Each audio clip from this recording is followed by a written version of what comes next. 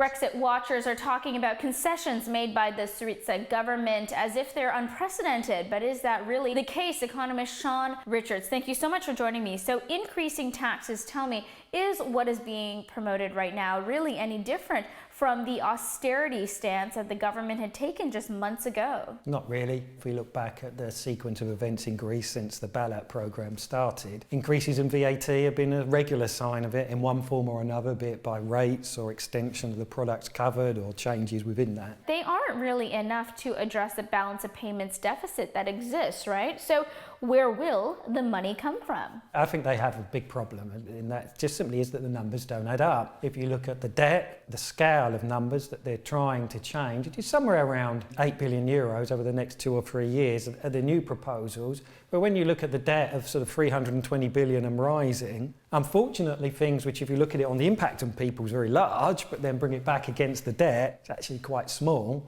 Therein you have really the nub of the problem. So you've got all the suffering in the world, nobody's spending, but these arbitrary measures being put in place. What options do the Greeks have other than to walk away? I completely agree. Right at the beginning, my argument's been that they should have defaulted and devalued.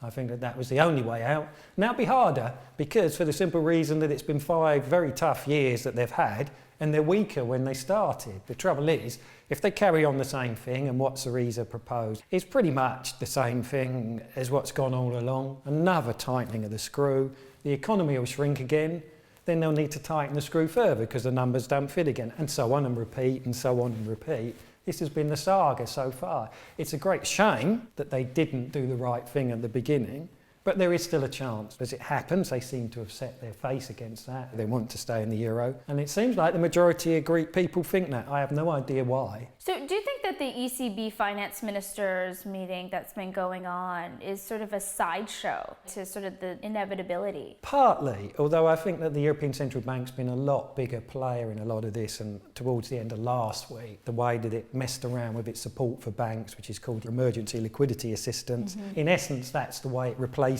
the deposit funds that have been flowing out of the Greek banks, and it's held that sort of on a string coming out of its pocket and giving them Monday, they held it out till Monday, and then they said, let's see how it goes. So for maybe the first time in many, many months, the ECB is really sort of shortening that leash, yes? It's forced the Greeks' hand. We've seen several examples of this through the euro area crisis where the central bank behaves like a politician, which really they shouldn't do. They have no mandate for it. My opinion, job of a central banker a time like this is merely to ask how much. And nobody's asking those questions. No. So the moral imperative, as you said, is to look at what can be done moving forward. But do you think that the Greeks, the ECB, are waiting for some sort of a unicorn-sized miracle to arrive, but everyone knows it's not indeed going to happen? Well, actually, I'm a fan of the film 2001, and in that, when the monolith appears, they call it something wonderful. Well, that's the thing that's required for Greece. But what? Cold fusion technology working, something like that? It would need, I think, a change of that sort of order to take them from where they are to somewhere where things would look workable.